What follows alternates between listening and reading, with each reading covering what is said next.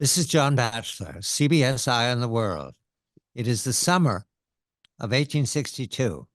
Captain Charles Carpenter, a man who is known to have many faces and guises, he is going to introduce us to a concept that seems very 21st century, and yet this is the Civil War at the opening, and it begins the story of the Unvanquished, the untold story of Lincoln's special forces, the manhunt for Mosby's Rangers, and the shadow war that forged America's special operations.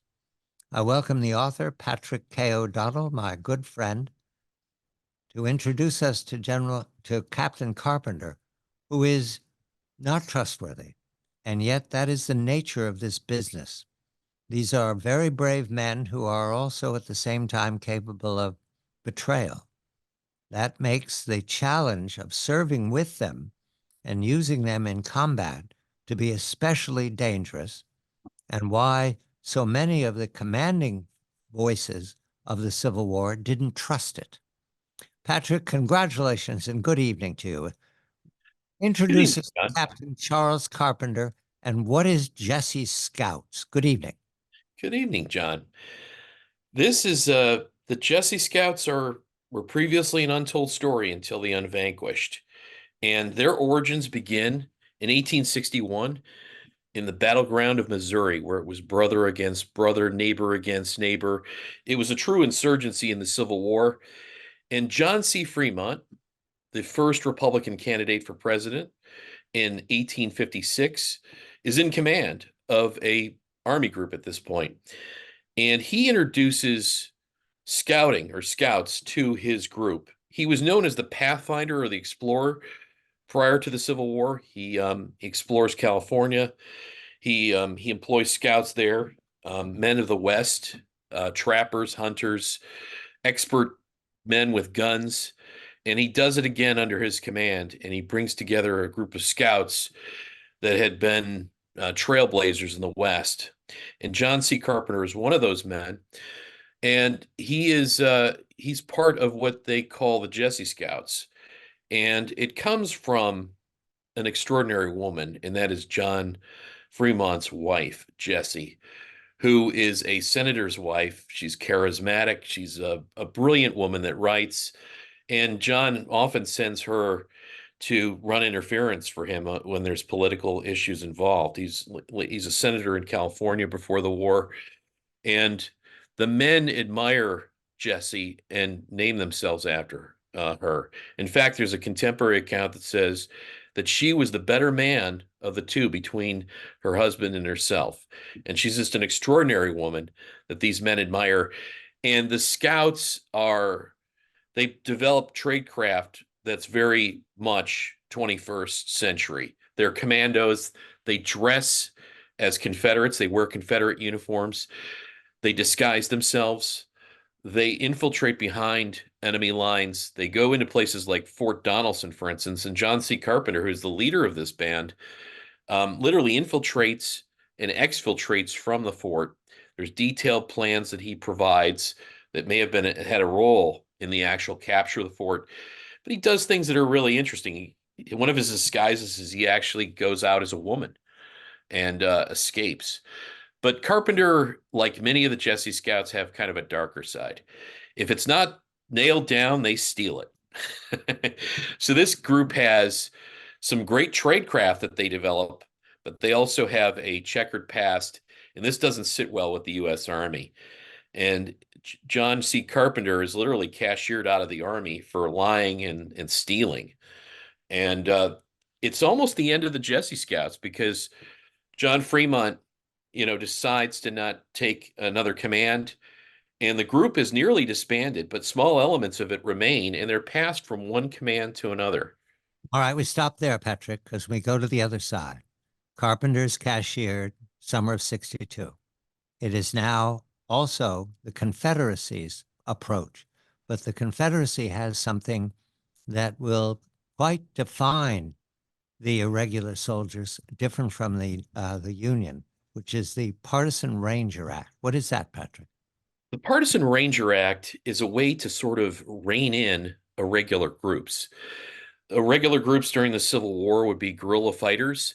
These would be men that were outside of the formal military command of the Confederacy, but the Partisan Ranger Act tried to rein them in and then also put them under the control or auspices of the Confederate Army itself. And these irregulars were quite effective. And it's in many ways, it's in places like Missouri, but the cauldron of Western Virginia, which soon will be the new state of West Virginia in the summer of 1863, that these partisan rangers really blossom and come to effect. And it's on both sides that we see them. But probably one of the greatest partisan rangers is John Singleton Mosby. Right. Mosby appears as a leader of a partisan band that is vouchsafed by Jefferson Davis and the Confederate Congress. They have permission here. They're not pirates. And Mosby is striking in the beginning for risk-taking. There's a place that you eventually call Mosby's Confederacy. Where is that, Patrick? This is in Northern Virginia and Loudoun and Prince William counties primarily, and in some parts of Fairfax County. But this becomes a undefeatable bastion of guerrilla warfare. The North will throw tens of thousands of troops at Mosby's Rangers, and they are by and large never defeated.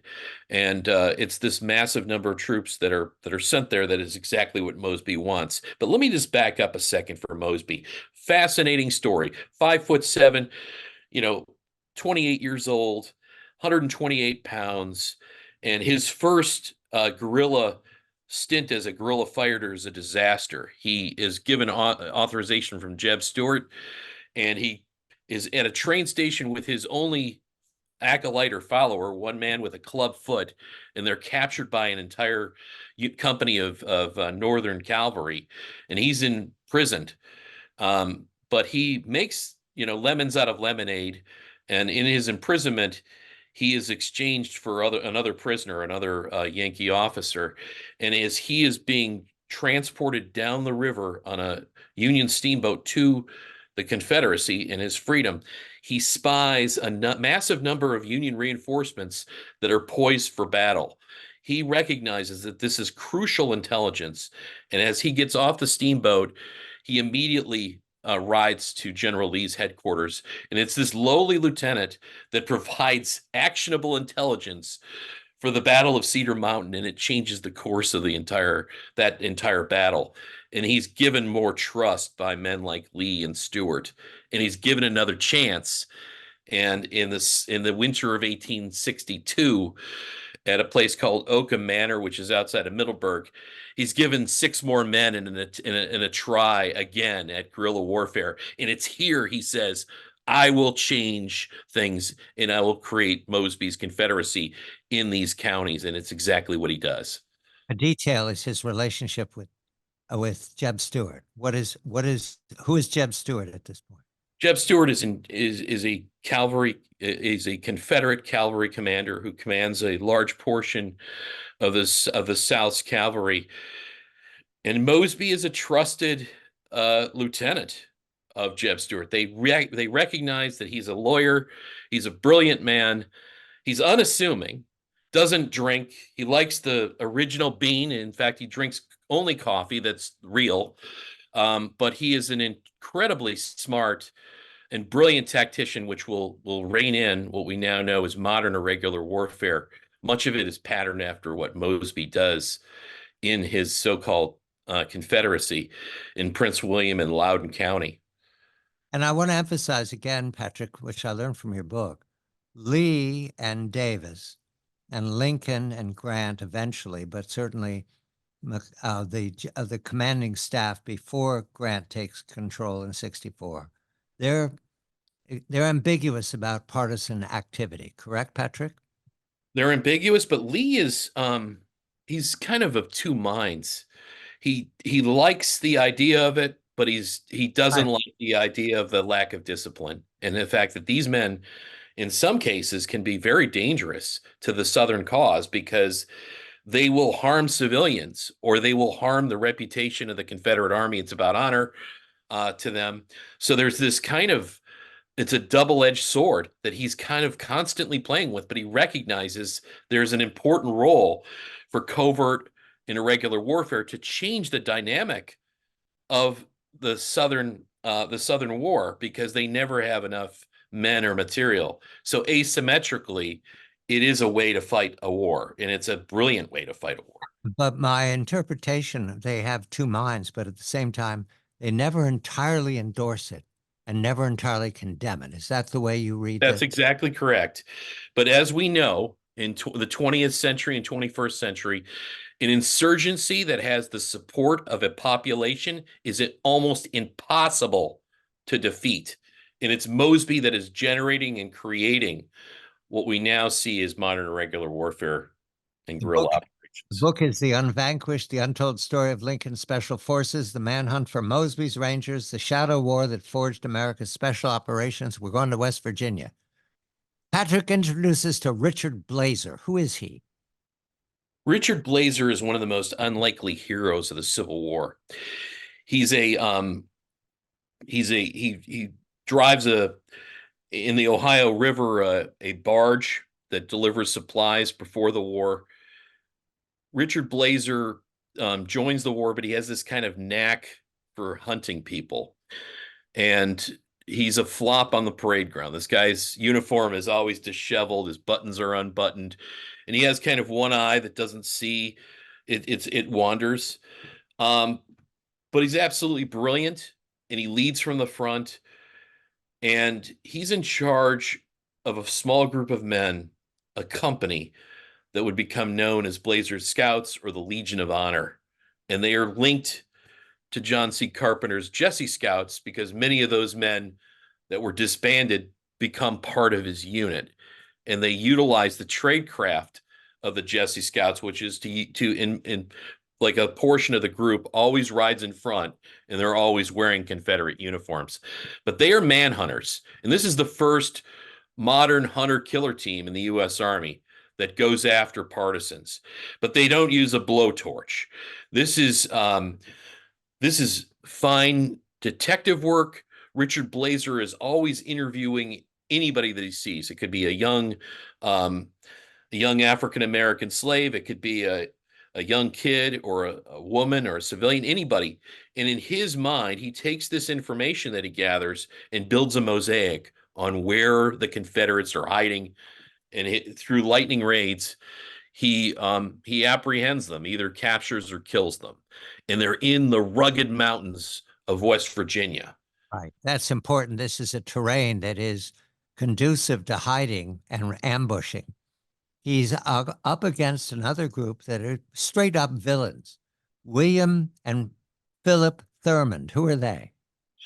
They're known as the Thurman Brothers, and their partisan group is the Thurman Rangers. It's a family affair. These two brothers bring together fighters from the West Virginia. This is the rugged mountainous area near the gorge, and it's here that in these mountains of Appalachia that there is massive number of fighting. And the reason why there's fighting is the main supply roads and lines, the railroads, the B&O, and also a number of military roads run through West Virginia.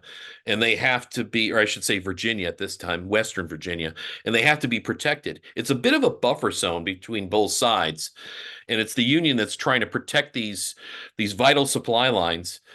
And it's the partisan Rangers under the Thurmans that are not only trying to protect the homes of those who are around them that are Southern, that are providing men to the Southern cause, but also interdict interdict these supply lines. And it's Blazer and his scouts that have to go in there and somehow alter that course and hunt these men down. And it's a really difficult job, John. This is Greenbrier County, I believe, around the Greenbrier River, and the Thurmans are called bushwhackers. Why? What do they do? Because they work regularly and they kill. They pounce on Union supply trains. Anything that moves, they're there. They act as guerrilla fighters. They're not in uniform in most cases, and they're very they're deadly and effective. And they move in and out of the shadows. just like any other insurgent force. And they're made up of locals from the area, by and large. So they're fighting in very difficult terrain. They fight out of ambush. They wear uniforms depending on Union uniforms. I got the feeling that the Thurmans were halfway to pirates. Did you get that from them? They are, I mean, each side always sort of demonizes the other, but that this is certainly a situation where these men were very ruthless and brutal.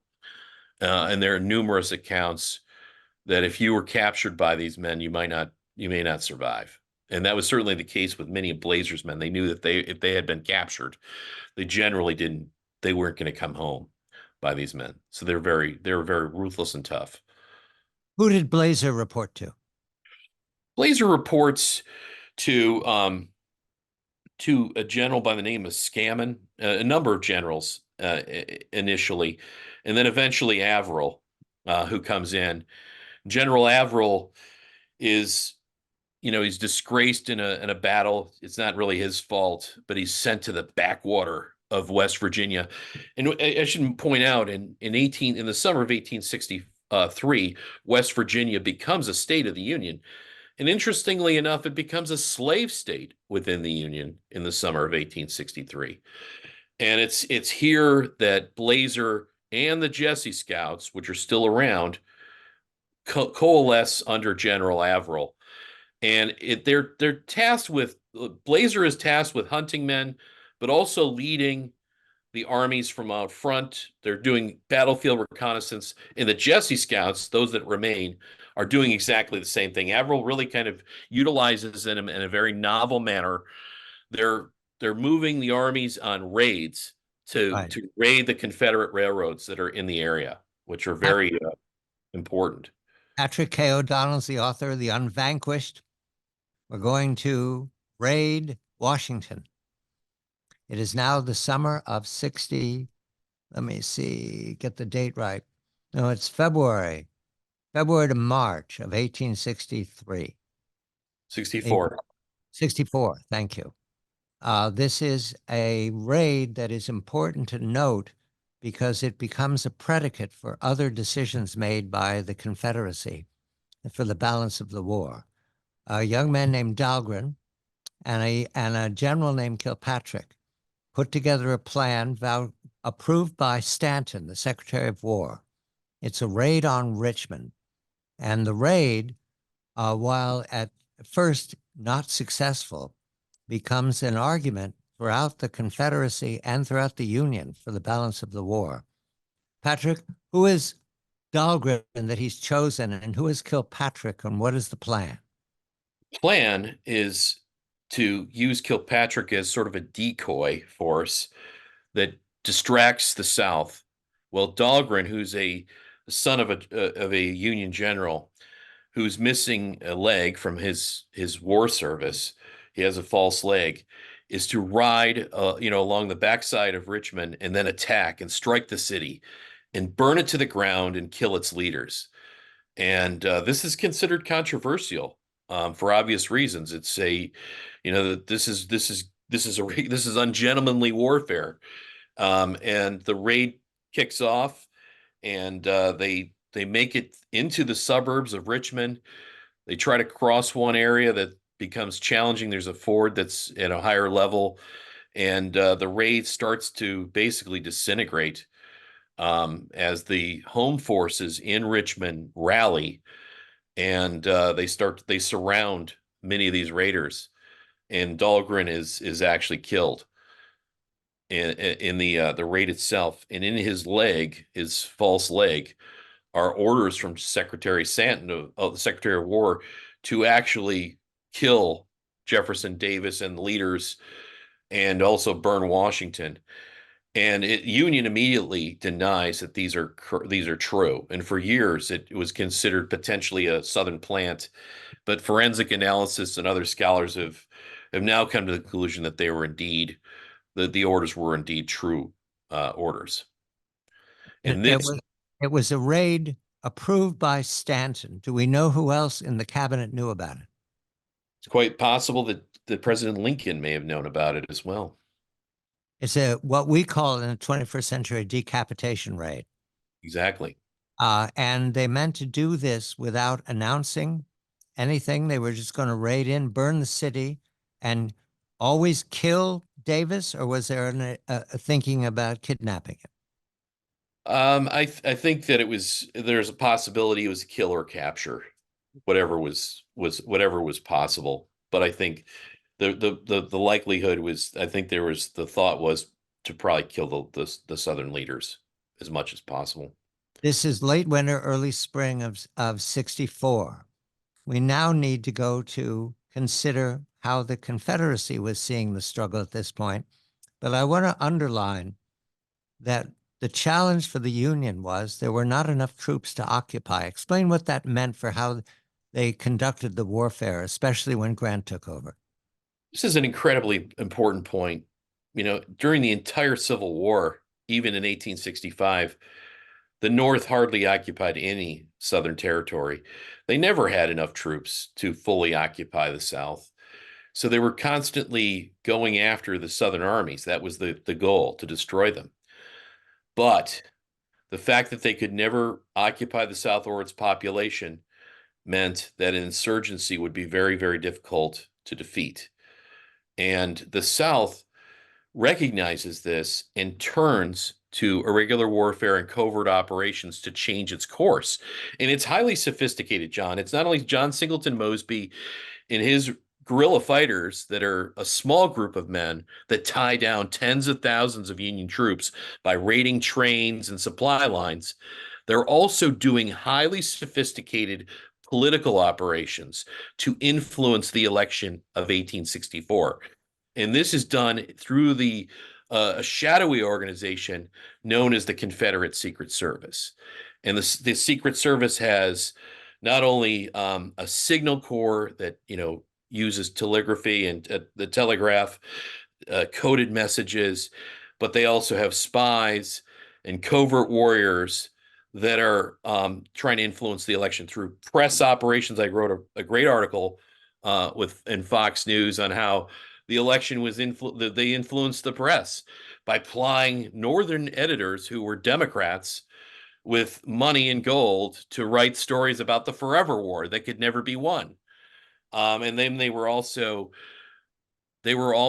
deeply involved in the political process and supporting the rising Democratic movement within the Democratic Party, the Copperhead movement, which was the most powerful movement, which is a movement of peace. And it would be them, the Confederate Secret Service, that would literally write the campaign platform that would be utilized in 1864, which was an armistice to end the war. So what we're looking at is integration of Mosby's partisans, the Confederate Secret Service, influence campaign in the papers, political actors in the North and the South, all moving in tandem in order to undermine the credibility of the federal government represented by Abraham Lincoln. We need to introduce a couple of walk-ons here that are exciting considering we know them from other places. Herman Melville. Here I am watching Mosby dash around Virginia, and Herman Melville shows up. What was he doing there, Patrick?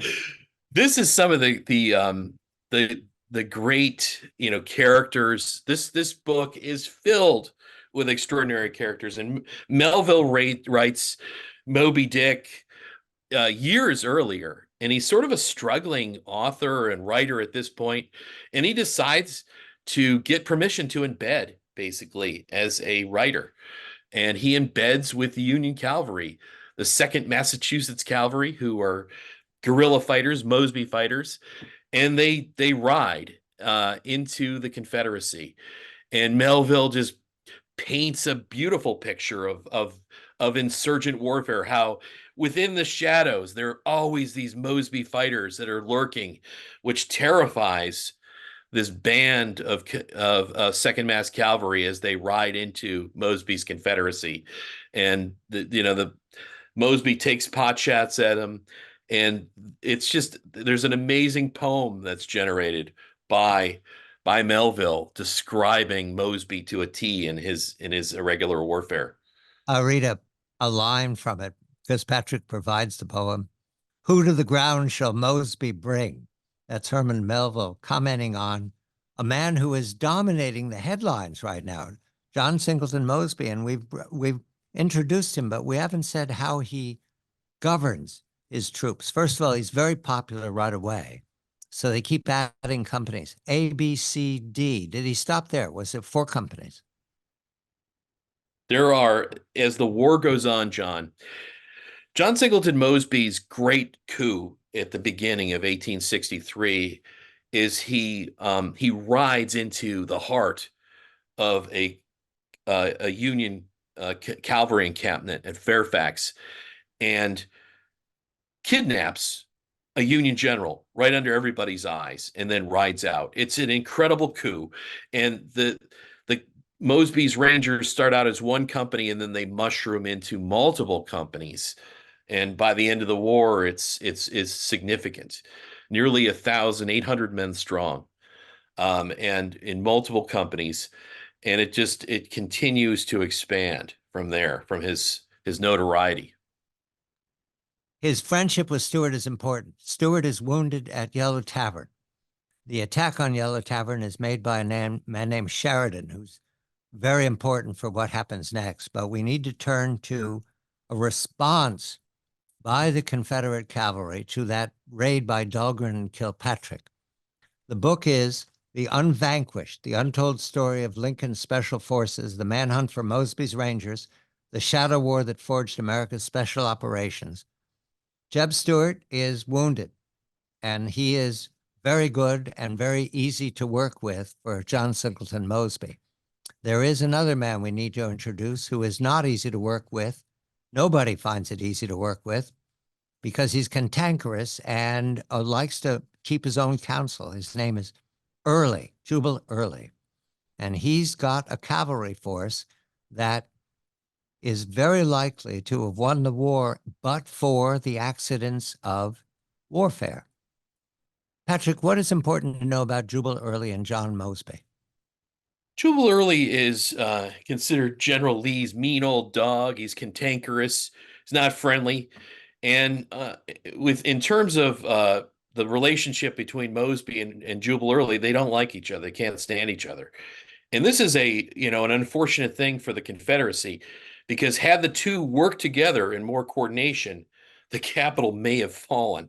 And what happens is during the Battle of Lynchburg, which is in the summer of 1864, Lee rushes reinforcement to the city, and they repel a even larger force under General Hunter, the Union commander, who, instead of retreating towards Washington to protect it, he retreats back into West Virginia. And it's a death march. The scouts are there.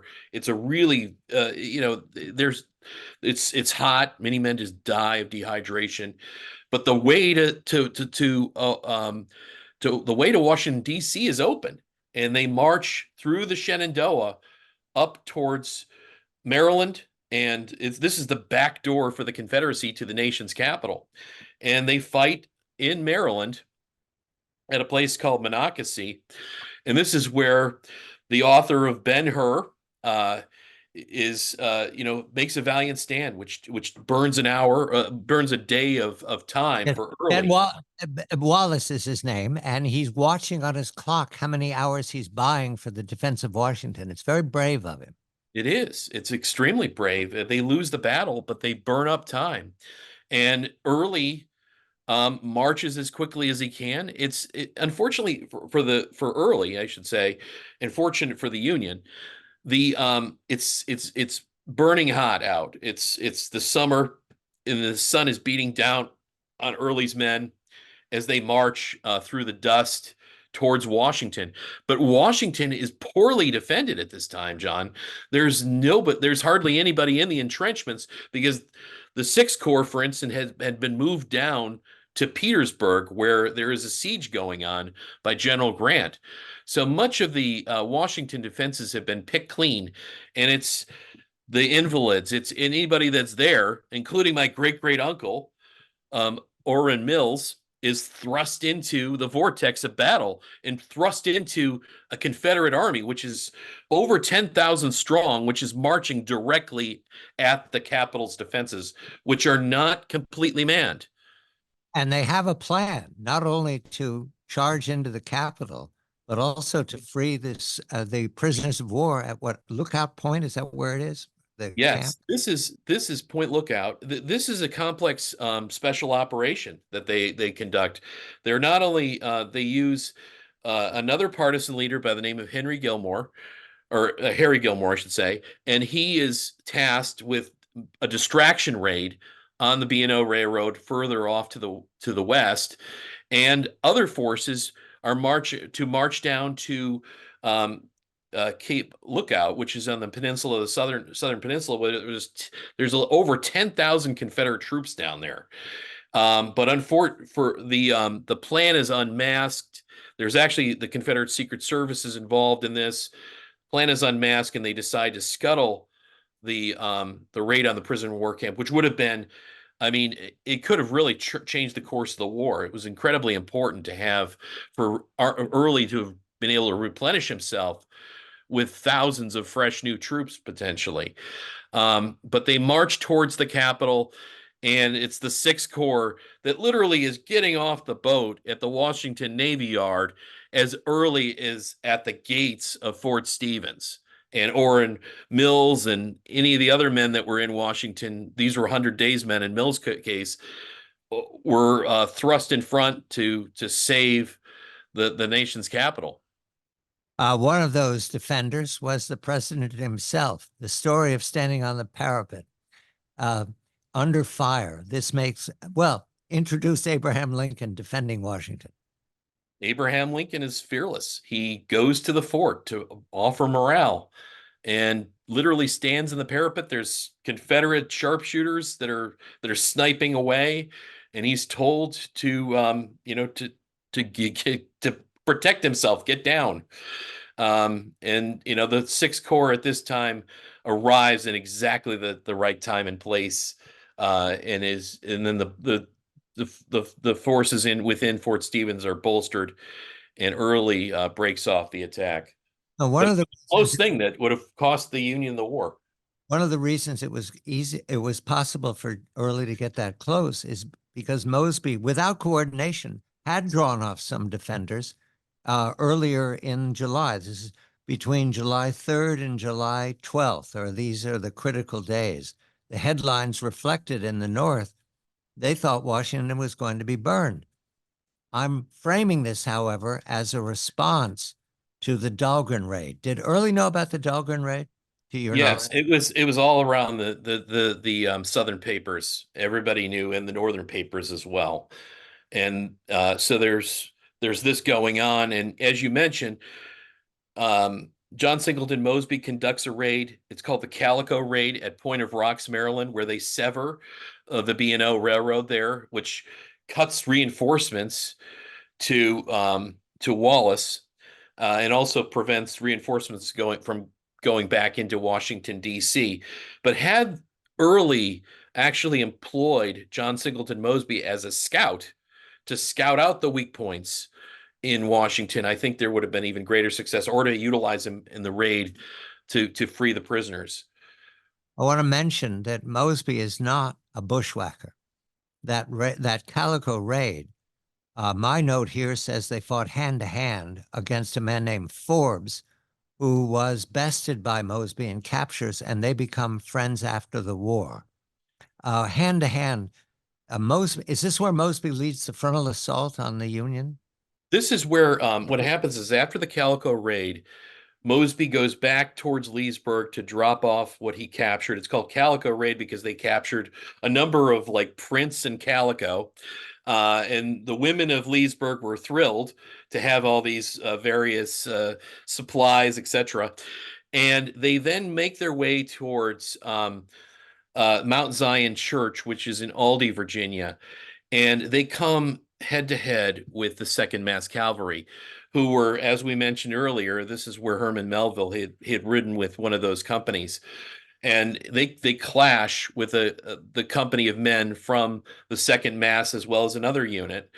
and it's an absolute disaster for the Union cavalry. They are routed by Mosby and his men, which they employ a small mountain howitzer, but they use the swiftness of their attack, the boldness of their attack to get something called the bulge, where they would have an advantage, and it was almost always with pistols and shotguns, so it was close range. They would swarm the Union attackers and annihilate them. In many cases, they were either captured, which they did, they captured men, or they killed them. And in this case, Forbes, who was the leader of the Union group, was captured by Mosby and his men. And Mosby, he was wounded, but he was treated with kindness and respect. And this is something that happens often, over and over in Mosby's group. He literally treats these men well, and they become friends after the war. The battle with Forbes is one of many running gunfights that Mosby will endure the rest of the war. We need now to turn to how the war is going to change in the Valley, where Mosby operates, but for Grant as well. Grant is now in command of all the forces, and he sends into the Valley the most important cavalry officer that ever served the United States of America. His name is Phil Sheridan. The book is The Unvanquished, the untold story of Lincoln's special forces and the manhunt for Mosby's Rangers. Patrick O'Donnell is the author. It is August 1864. Phil Sheridan, the cavalry genius, is in command in the Shenandoah Valley, Virginia. Ulysses Grant is in command of all the forces of the Union.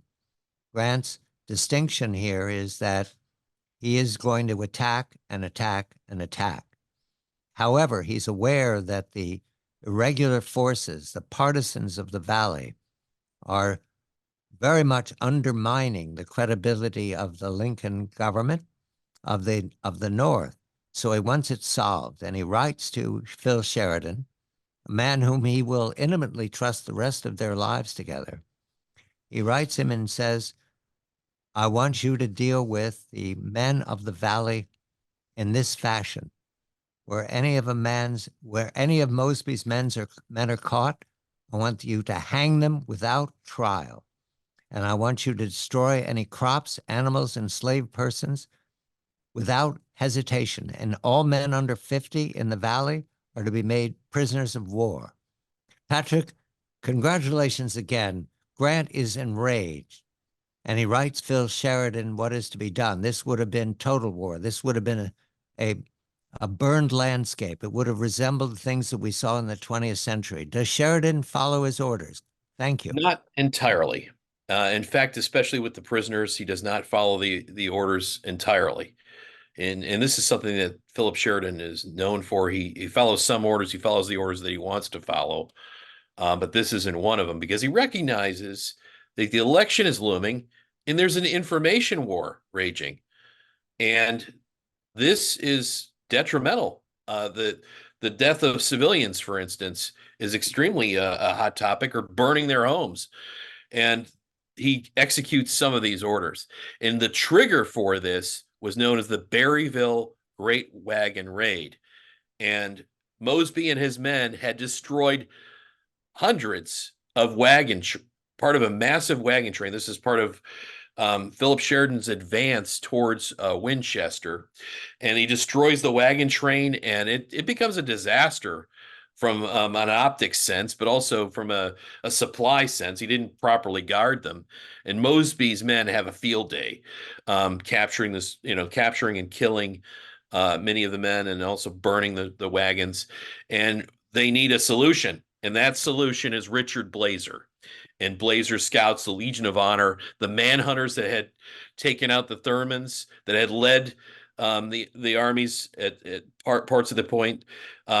Now we're given the task of taking out Mosby. And this is a formidable task, because Mosby is almost always defeats anything that ever comes against him. And they arm Blazer and his men, which are about 100 strong at this point, with the Spencer carbine. It's kind of the machine gun of the Civil War. you can, a regular rifle will fire 2 or 3 rounds, maybe 4 if you're really skilled in battle. But the Spencer is a lever action, which allows the bullet to go into the chamber, and you fire the trigger, and it's as fast as you can pull that lever, up to 20 rounds in some cases or more. And they're armed with this new technology that's, very deadly. They're given carbines and rifles to hunt Mosby, and this is the great manhunt that takes place.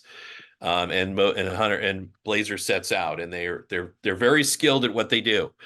They they they use detective work to figure out where the Rangers are located, and they have success right away. They annihilate and capture a portion or one of Mosby's companies at a place called Myers Ford, which is on the border of West Virginia and Virginia. And they're then one of Mosby's nemesis that there's a mark on them, and then Mosby is plotting to eliminate Blazer. I want to make a detail here that mitigates some of the hero worship of Mosby. He rode with a man named Mobberly, at 19 years old, I believe. And Mobberly was a villain, a man who ravaged the countryside, apparently committed outrages in all directions. We can only guess at what they were. And Mosby is not the kind of commander who would have been indifferent to that reputation. And yet he rode with Mobberly. I believe he was uncomfortable about It it. was a situation where this Mobberly character, who is a real bushwhacker, and he tortures Union prisoners. They occasionally rode together when they were in the vicinity. So, but it was not somebody that was. I'll make this clear. They were not part of Mosby's command, and had they been part of Mosby's command, they would not have been tolerated. But what happens is sometimes they're in the same area, and then they kind of ride in an operation together. But yeah, it's Moberly is a ruthless individual that literally takes Union prisoners and he binds them up with rocks and lets them die on boulders on the side of a mountain, die of thirst, and be let birds attack them. He's just a horrendous person that eventually meets his end from a Union bullet. I wanted to underline the fact that this is not something you can control once you wander into outlawry. And oftentimes outlaws and deserters were attracted to this kind of life. It was very difficult to maintain rules of engagement or discipline. It is nowhere close to what we call special forces today. There were tactics like that. But when you introduced Moberly, you were being extremely fair-minded about how awfully a civil war can and often is, brother against brother. Absolutely brutal. And then what we see is that Sheridan does tilt towards total war, and there's the burning season where the Shenandoah is put to the torch. Many homes and mills and farms are put to the torch through this total war, which is something that occurs in near total war, which occurs with Sherman as well. But this is a very brutal war that just it goes on for years, and the it's compelling on both sides, and it's a nuanced war that the Unvanquished brings that to light. And I had John, I had a glowing review on the first week of publication, which was a best-selling week. The book was a bestseller on Amazon and Barnes and Noble, in the Wall Street Journal, that just absolutely praised this book for providing a different side of the war. Which is where I stole the line about from the saddle. It is all from the saddle. This is not this book puts you in the boots or in the saddle of these riders on both sides. And It's kind of a camera that just allows you to see what was going on. They're In their 19 own years words. old, many 19-year-olds. Mosby's an old man in comparison. There is a combat, however, in which Blazer at Cabletown, also known as Myerstown, Patrick has two very good maps so you can follow this. And he's up against Mosby. And they fight hand in hand. And there's a man named Puryear, the young soldier named Puryear, who Cole, the commander of the other forces, tortures a little bit. And I worry about this because there's some vengeance in these fights as well. But again, Mosby wins the battle. Blazer is captured. Blazer, they don't execute him. They're going to take him to Richmond. And what's important here is, of the escorts of Blazer to Richmond to turn him into a prisoner of war, there's one man named Terrible Powell. Who is he, Patrick? His name is Lewis Powell, and he is one of Mosby's finest men. He is a handsome man that has a great deal of nuance in him. He likes small animals. He likes children. He's able to sort of talk his way out of anything. And in fact, he's an escaped prisoner. After the Battle of Gettysburg, he was taken to Baltimore, where he was at a hospital, and he literally walks out of the hospital ward with a Union uniform, and he's in the arms of his girlfriend, whose father, and she's also an operative, but his father is an operative with the Confederate Secret Service. And there's a link there in Baltimore. And then he makes his way back through to Confederate lines to eventually join Mosby's command. And he's a crack shot. He's got a number of different sides, a very, very ruthless side that comes out in numerous scenes, but also sort of an interesting and compassionate side. There's one scene where he is, there are Union soldiers that are about to be executed by civilians in Warrenton, Virginia, and Powell literally rides up and protects these men from execution. But it's at Cabletown or Myerstown that the Blazers command, or Blazer Scouts, this element of the Jessie Scouts, meets their fate. And they had embarrassed Mosby twice, first at Myers Ford, and then later on at a fight called the Vineyard, where they annihilated another company. And Mosby had it. He had enough of Blazer and the Legion of Honor running around in the Confederacy. So they planned a massive ambush. They took about 300 members of Mosby's Rangers, several companies, and they went out on a search and destroy mission to find Blazer. And it's in the Cabletown area where Blazer operated. They were on friendly terms with the population, which were largely unionists in many cases. And both groups were hunting each other. And they captured this guy who was one of the Rangers, Purveyor, and they literally try to string him up to get information from him. It's a fake hanging, but it doesn't work. And he's put on a horse.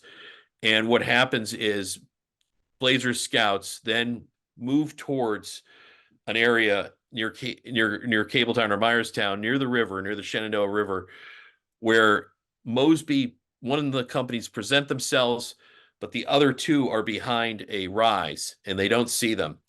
And initially they try to set up to utilize their Spencer rifles potentially as a ranged weapon, but Mosby decides, the element of Mosby's command under Dolly Richards, who was his second, feints that they are retreating, and Blazer senses this as a retreat, and then they charge forward. And it's at that point the other two companies present themselves and annihilate Blazer Scouts. And it's a running gun battle throughout the farmland here, and Blazer is on his horse, riding as fast as he can, along with another man, to escape. And they're being pursued by Lewis Powell and several of the other the Rangers that have the best horses, and they pepper away at them. It's this running, it's a battle on horseback to see who survives. And Lewis Powell is one of the men that captures Richard Blazer. My two of my main characters are confronting one another at this point. And it's Lewis Powell who takes Richard Blazer to Richmond. And why that is significant, we will mention when we come back. Patrick K. O'Donnell is the author. The Unvanquished is the book.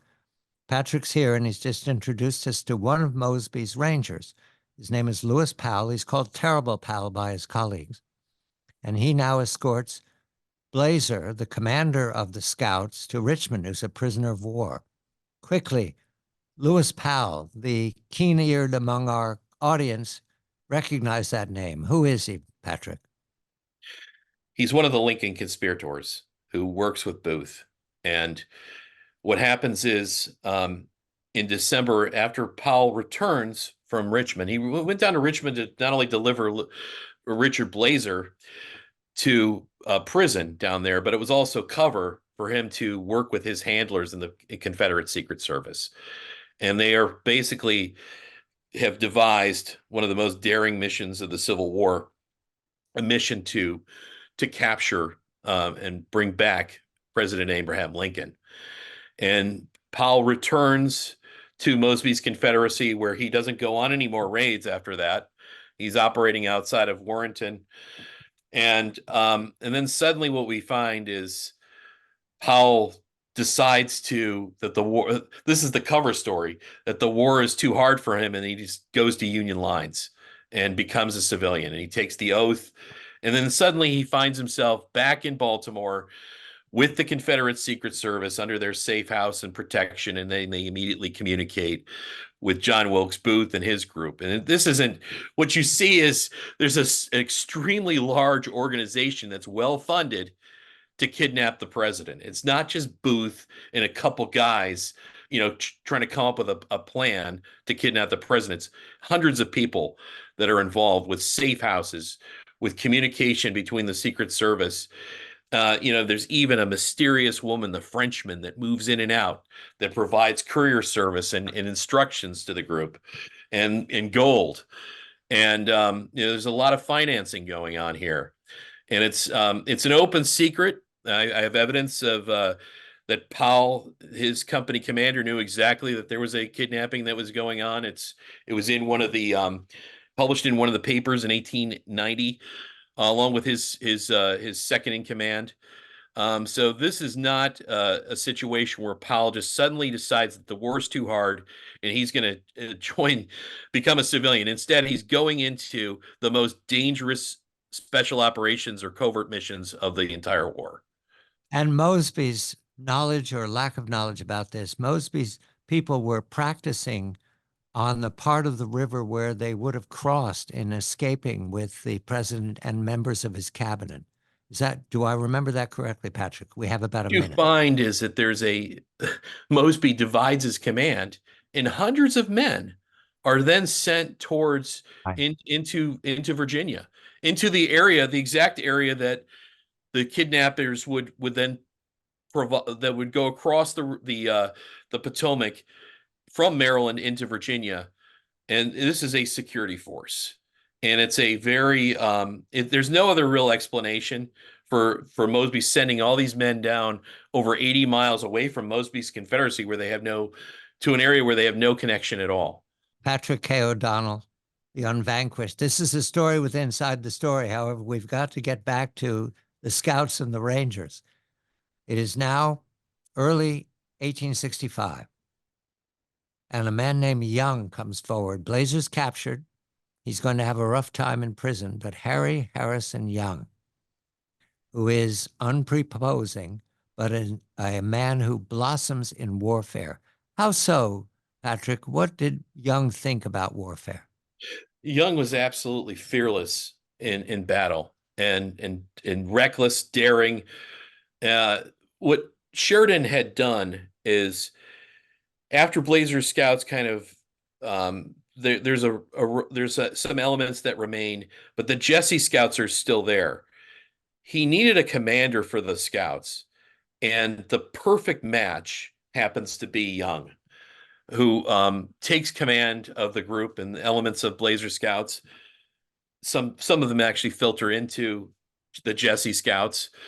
They are then used as a strategic asset for Philip Sheridan to lead his armies primarily.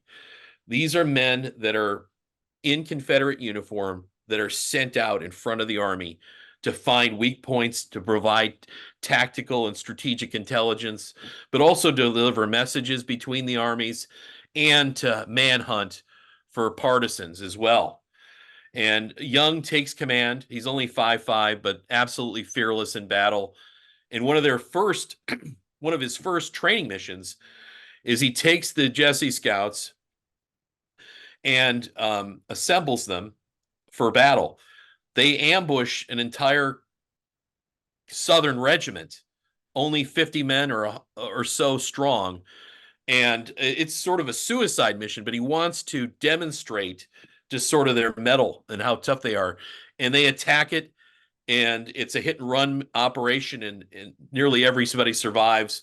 But it's an operation to sort of test what he has. But Young is extraordinary, John. He goes in by disguise. He disguises himself often as a Confederate officer.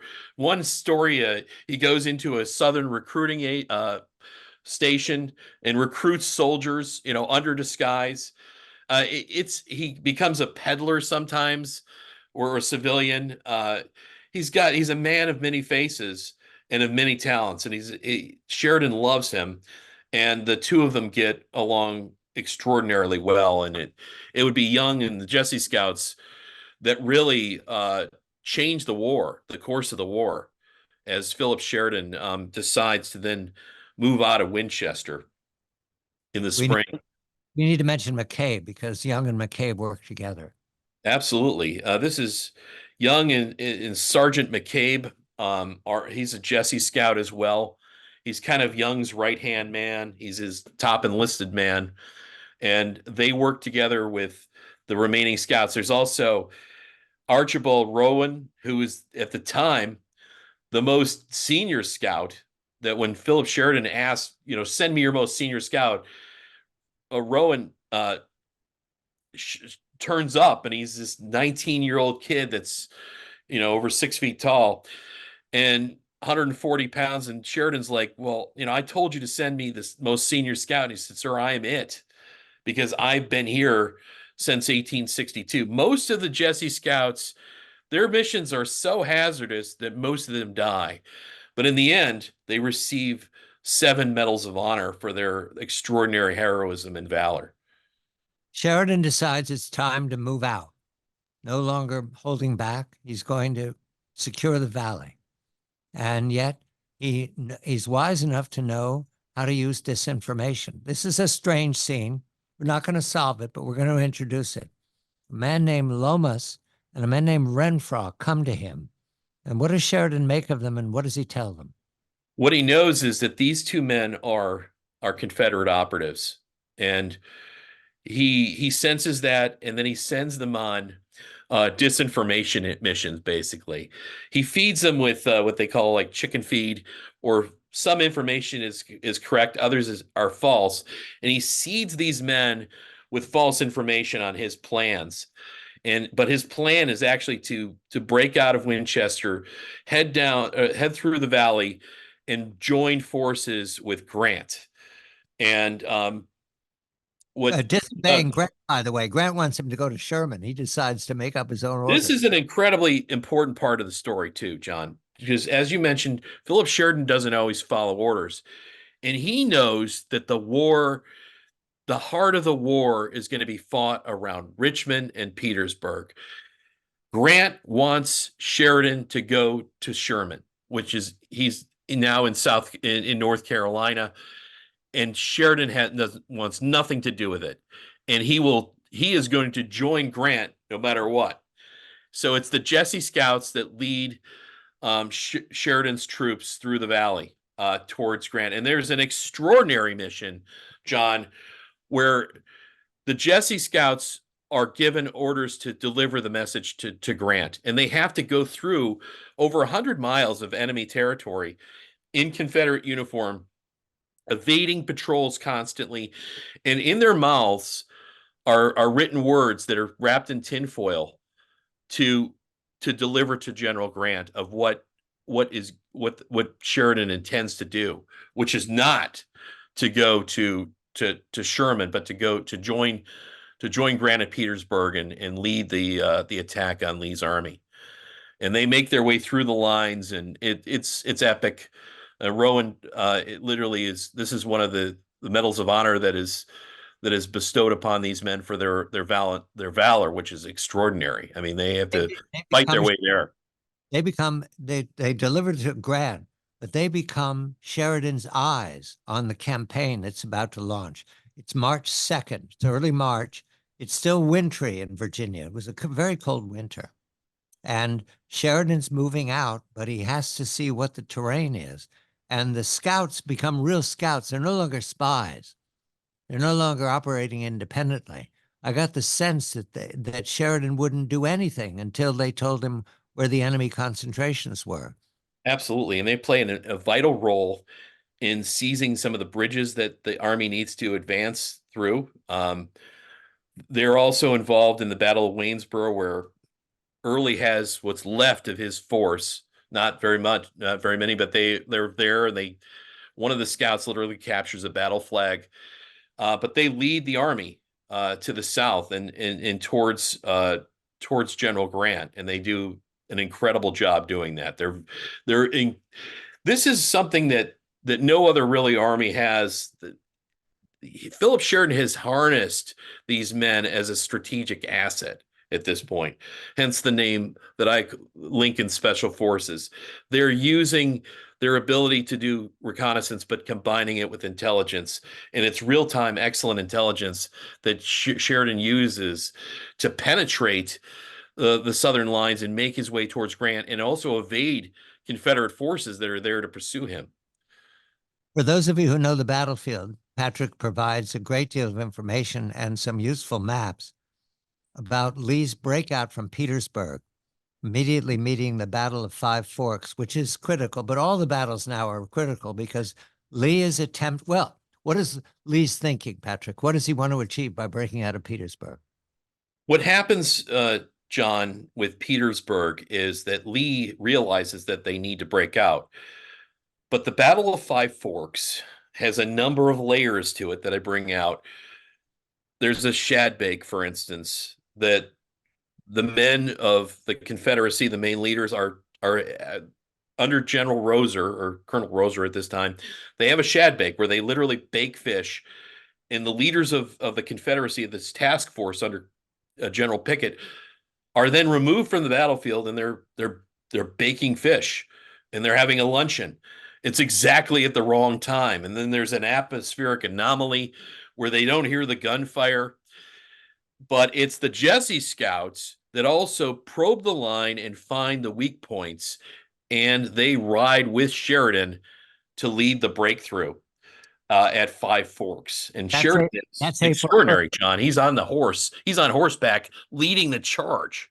Right. This is the Cavalry Corps from April 1st to the surrender on April 9th.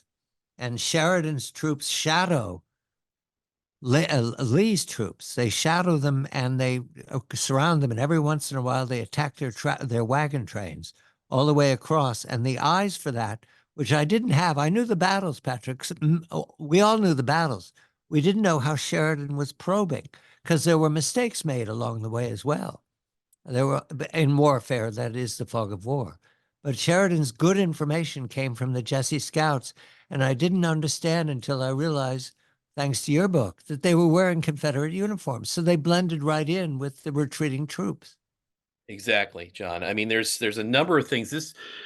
What happens is Lee is forced at the Battle of Five Forks, the line breaks, and Lee is forced to evacuate Richmond and Petersburg roughly 2 or 3 weeks before he had planned to do it. Everything was not in place for the retreat, but Lee still had planned it, and in every other situation, he had always outmarched any army that he had ever gone against that had on the retreat, and things were looking good.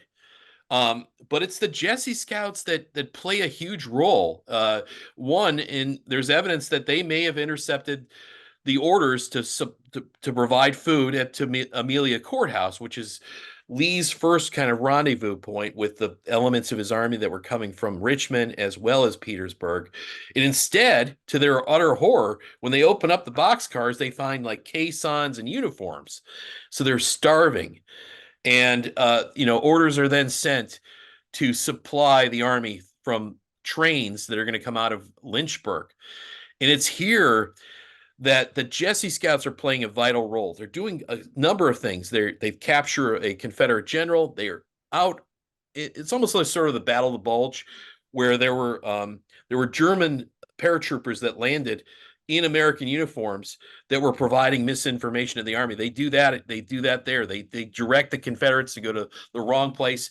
But it's Sheridan that tells this two groups of scouts to follow the railroad lines to find Lee's supply trains. And that's something that they do. They secure those trains. And this becomes an absolutely vital part of the Appomattox retreat in the campaign towards Appomattox. The Army exists on logistics, not on gunfire. And right now, Lee's logistics are interrupted by the Jessie Scouts working for Phil Sheridan. Grant's infantry is coming up from behind, marching, but they can't stay up with the wagon trains and Lee's men who are ahead. And do I remember the rule is you can always retreat faster than you can advance? So they're retreating very quickly. But the all-important factor of supply weighs in on everything. And it's the trains that are captured by Lee's supply trains, which are captured. Well, they're found by the Jessie Scouts, and they're waylaid, and it's Custer's men that eventually come in and capture the trains. And this is the nail in the coffin in many ways, that we now have Appomattox. The Lee's army is retreated towards Appomattox. They're trying to find the trains. They order John Gordon to lead the breakout, which fails against Sheridan's cavalry. And then also the U.S. Color Corps comes up. These African Americans are also there vitally to seal the fate. The 24th Colored Infantry marches all night. You make a point of that. Yeah, they provide some extraordinary service here where they help seal the fate. But it's here that Lee has a decision. He could literally retreat west to the northwest where there is no Union cavalry. Let's do that when we come back, Patrick, because Lee has to make a decision, and it'll allow you to make the observations of what we learned here.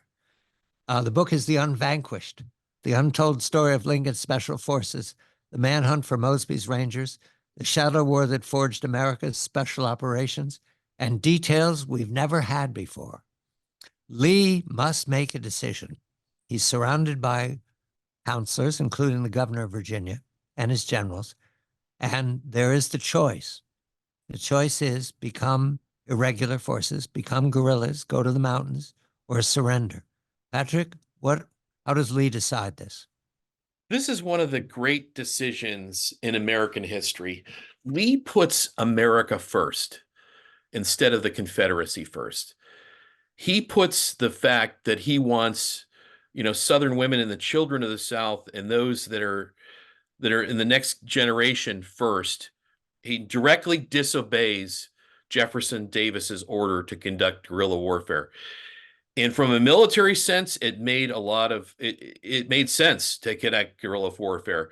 And if Lee had been determined to do so, they would have been almost impossible to defeat if they had fled to the mountains and they had scattered the various commands. Because remember, the South had not been occupied, and the Southern population, while war-weary, still had lost so many men.